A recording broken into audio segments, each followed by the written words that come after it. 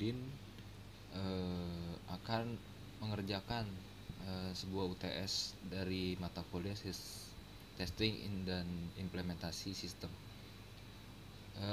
Langsung aja saya baca soalnya.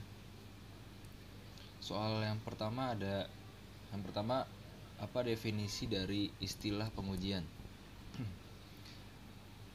Jadi definisi dari istilah dari pengujian adalah yang pertama bisa suatu proses yang dilakukan untuk menilai apakah yang dirancang telah sesuai dengan apa yang diharapkan. Lalu ada suatu kegiatan untuk mengevaluasi keunggulan dan kelemahan terhadap sesuatu yang diuji kualitas atau kualitas produk. Lalu ada mengevaluasi terhadap urutan kegiatan yang sistematis dalam mencapai tujuan sistem.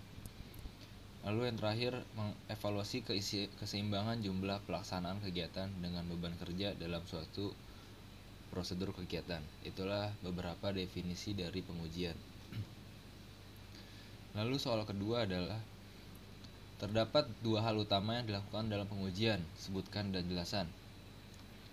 Oke, sini saya sebutkan dulu. Jadi ada verifikasi dan validasi. Nah, verifikasi adalah proses mengevaluasi suatu sistem atau komponen untuk menentukan apakah suatu produk yang diselesaikan setelah fase pengembangan memenuhi kondisi seperti yang telah ditetapkan pada awal pengembangan atau saat menentukan spesifikasi terhadap perangkat lunak. Lalu ada validasi. Adalah proses mengevaluasi suatu sistem atau komponen pada akhir atau selama masa pengembangan untuk menentukan apakah produk yang dihasilkan telah memenuhi kebutuhan atau persyaratan tertentu yang diminta oleh user. Itu adalah dua hal utama yang dilakukan dalam pengujian. Lalu yang soal nomor 3 ya. Kita mengenal beberapa tipe pengembangan sistem. Coba sebutkan ada beberapa tipe dalam pengembangan sistem. Kemudian saudara jelaskan termasuk karakteristik dan siasat pengujiannya. Oke, akan saya jelaskan tipe pengembangan sistem. Yang pertama ada pengembangan sistem biasa. Karakteristiknya menggunakan metodologi pengembangan sistem user, mengetahui requirement pengembangan menentukan struktur. Lalu siasat pengujiannya adalah pengujian dilakukan pada akhir-akhir tiap tahap melakukan verifikasi tiap spesifikasi yang diperlukan menguji struktur dan fungsi. Lalu ada pengembangan iteratif atau prototyping atau case. Karakteristiknya adalah requirement tidak diketahui, struktur didefinisikan di awal pengembangan. Siasat pengujiannya verifikasi alat bantu case yang digunakan verifikasi kebutuhan tiap prototype, menguji fungsionalitas. Lalu ada pemeliharaan sistem. Karakteristiknya memodifikasi struktur. Siasat pengujiannya yaitu menguji struktur, mengeluarkan metode kerja yang terbaik, memerlukan pengujian regresi. Lalu yang terakhir ada kontrak atau pembelian software. Karakteristiknya struktur tidak diketahui banyak, terjadi defek fungsionalitas tercantum dalam dokumen, terdapat berbagai dokumen. Siasat pengujiannya verifikasi fungsi yang diperlukan, pengujian fungsionalitas, pengujian di dalam lingkungan kerja. Itulah soal nomor 3. Lalu kita loncat ke nomor 4. Apakah yang dimaksud dari proses verifikasi dan validasi? Jelaskan apakah tujuan dalam proses verifikasi dan validasi. Nah, ini nomor 4 sama kayak nomor 2. Jawabannya sama persis, cuma agak ditambahkan. Nah, yang pertama ada verifikasi. Adalah proses mengevaluasi suatu sistem atau komponen untuk menentukan apakah suatu produk yang diselesaikan setelah fase pengembangan memenuhi kondisi seperti yang telah ditetapkan pada awal pengembangan atau saat menentukan spesifikasi terhadap perangkat lunak. Lalu ada validasi. Adalah proses mengevaluasi suatu sistem atau komponen pada akhir atau selama masa pengembangan untuk menentukan apakah produk yang dihasilkan telah memenuhi kebutuhan dan persyaratan tertentu yang diminta oleh user.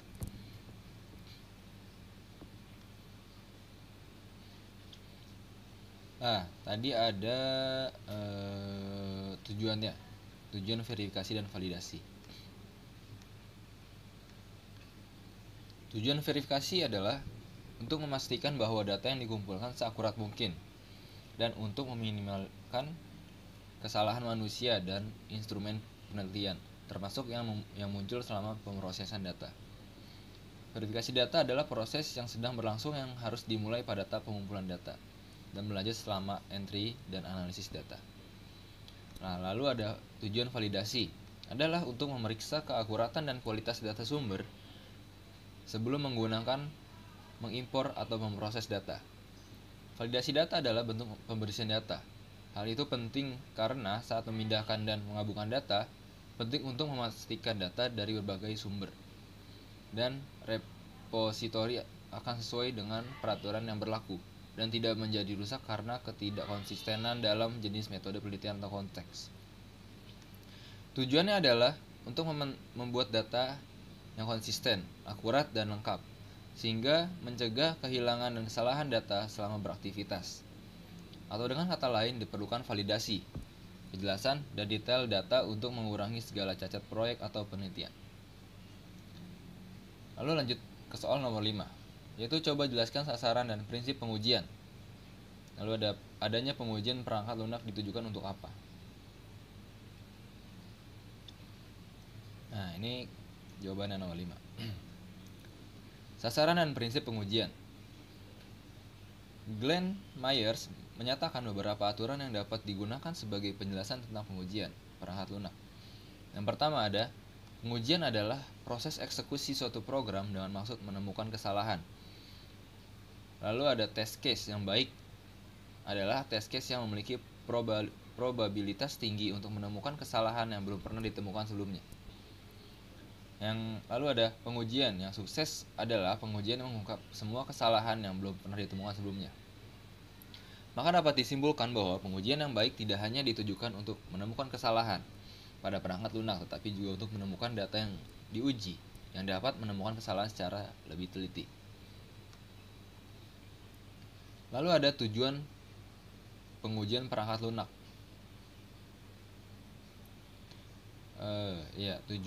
Tujuan perangkat lunak. Tujuan pengujian perangkat lunak. Yang pertama ada menilai apakah perangkat lunak yang dikembangkan telah memenuhi kebutuhan pemakai. Lalu ada menilai apakah tahap pengembangan perangkat lunak telah sesuai dengan metodologi yang digunakan. Lalu ada membuat dokumentasi hasil pengujian yang diinformasikan kesesuaian perangkat lunak yang diuji dengan spesifikasi yang telah ditentukan. Itu adalah jawaban nomor 5. Lalu kita ke soal nomor 6. Ketika akan melakukan pengujian terdapat beberapa langkah yang harus diperhatikan. Sebutkan langkah-langkah tersebut. Langkah-langkah pengujian. Nah, di sini saya ambil beberapa. Yang pertama ada kualitas dari proses pengetesan menentukan kesuksesan pengujian. Lalu yang kedua ada mencegah perambatan cacat dengan menguji pada seluruh siklus hidup terhadap perangkat lunak. Yang ketiga ada menggunakan alat pengujian atau testing tools. Yang keempat, harus ada seorang ahli yang bertanggung jawab untuk memperbaiki proses pengujian. Yang kelima, pengujian adalah disiplin profesional yang membutuhkan orang terlatih dan berkeahlian. Yang keenam, yang terakhir, menumbuhkan tim yang bersikap positif. Dari semua itu tentunya harus ada satu orang ahli yang benar-benar mengecek semua kegiatan dan langkah-langkah dari pengujian. Lalu yang terakhir, soal nomor 7. Sebutkan apa saja yang termasuk dalam faktor-faktor pengujian. Apa sajakah yang termasuk dalam tingkatan pengujian? Jelaskan dan berikan contohnya. Oke.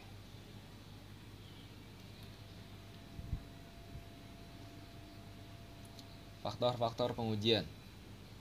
Yang pertama ada reliability, menekankan bahwa aplikasi akan dilaksanakan dalam fungsi sesuai yang diminta dalam periode waktu tertentu. Pembetulan proses tersangkut kemampuan sistem yang memvalidasi proses secara benar. Lalu yang kedua ada authorization, menjamin. Authorization maksudnya menjamin data diproses sesuai dengan ketentuan manajemen. Autorisasi menyangkut proses transaksi secara umum dan khusus. Nah, yang ketiga ada file integrity, Menekankan pada data yang dimasukkan melalui aplikasi akan tidak bisa diubah. Prosedur yang akan memastikan bahwa file yang digunakan benar dan data dalam file tersebut akan disimpan sekuensial dan benar. Nah, nomor 4 ada audit trail, menekankan pada kemampuan untuk mendukung proses yang terjadi. Pemrosesan data secara keseluruhan berdasarkan retensi dari kejadian yang cukup mendukung keakuratan, kelengkapan, batas waktu, dan otorisasi data. Lalu yang kelima ada continuity of processing, menekankan kemampuan untuk meneruskan proses ketika terjadi suatu permasalahan dengan menetapkan prosedur yang perlukan dan backup informasi untuk melindungi operasi yang mungkin hilang karena masalah tersebut. Lalu yang 6 ada service levels, menekankan bahwa hasil yang diinginkan didapat dalam waktu yang diinginkan oleh user. Untuk mencapai keinginan tersebut harus dilakukan penyesuaian antara keinginan user dengan sumber daya yang ada.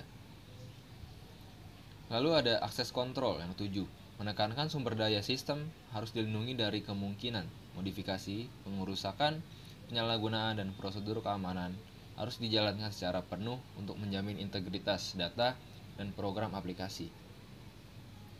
Lalu yang ke-8 ada metodologi, menekankan bahwa aplikasi dirancang sesuai dengan strategi, organisasi, kebijaksanaan, prosedur, dan standar. Permintaan tersebut harus diidentifikasikan, diimplementasikan, dan dipelihara sesuai dengan permintaan aplikasi. Lalu yang ke-9 ada correctness, menjamin pada data yang dimasukkan, proses, dan output yang dihasilkan dari aplikasi harus akurat dan lengkap. Kelengkapan dan akurasi akan dicapai melalui kontrol transaksi dan elemen data. Nomor 10 ada ease of use, menekankan perluasan usaha yang diminta untuk belajar, mengoperasikan dan menyiapkan inputan, dan menginterpretasikan output dari sistem. Faktor ini tersangkut dalam usability sistem terhadap interaksi antara manusia dan sistem. Yang ke-11 ada maintainable usaha, yang diminta untuk mengalokasi dan memperbaiki suatu error dalam pengoperasian sistem. Error dalam hal defect sistem dan salah mengartikan keinginan user. Yang ke-12 ada portable usaha, yang diminta untuk mengirimkan program dari satu konfigurasi A atau W dan atau lingkungan sistem software ke lingkungan yang lain, termasuk ke dalamnya konversi data, perubahan program, sistem operasi, dan perubahan dokumentasi. 13 ada coupling usaha, yang diminta untuk menghubungkan komponen di dalam sistem aplikasi dan dengan sistem aplikasi yang lain dalam lingkungan pemrosesan. Lalu ada performance, jumlah perhitungan, sumber daya, dan kode yang diminta sistem untuk melakukan fungsinya, termasuk ke dalam kerja, manual, dan otomatis. Lalu yang terakhir ada ease of operations, sejumlah usaha yang diminta mengintegrasikan sistem ke dalam lingkungan operasi dan lingkungan sistem aplikasi berupa prosedur manual dan otomatisasi. Nah, lalu apa sajakah yang termasuk dalam tingkatan pengujian, dan jelaskan dan berikan contohnya.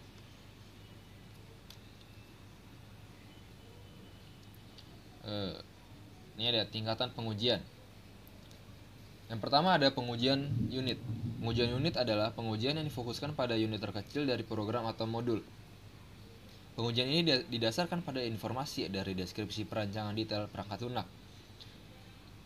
Pada umumnya pengujian ini dilakukan secara white box dan source code based testing dengan melakukan pengecekan jalur khusus pada struktur kendali modul untuk meyakinkan kelengkapan cakupan dan deteksi maksimum kesalahan. Yang kedua ada pengujian regresi. Adalah pengujian yang difokuskan pada gabungan unit-unit atau modul yang membentuk kesatuan fungsional. Pengujian ini didasarkan pada informasi dari deskripsi perancangan awal perangkat lunak. Pengujian ini dilakukan untuk menemukan kesalahan antarmuka antar modul. Pengujian ini umumnya dilakukan oleh pengembang sendiri atau dilakukan antar pengembang. Pada umumnya, pengujian ini dilakukan secara white box dan black box. Lalu yang terakhir ada pengujian sistem. Pengujian yang dilakukan pada sistem komputer secara keseluruhan. Pengujian ini pada umumnya dilakukan oleh pengembang bersamaan dengan pengembang lain. Pengembang pengujian yang dilakukan berhubungan dengan elemen ini, yaitu perangkat lunak. Pengujian ini dilakukan untuk mensimulasikan data salah atau data yang berpotensi salah pada antarmuka perangkat lunak. Pengujian ini dilakukan secara black box dan specification based testing.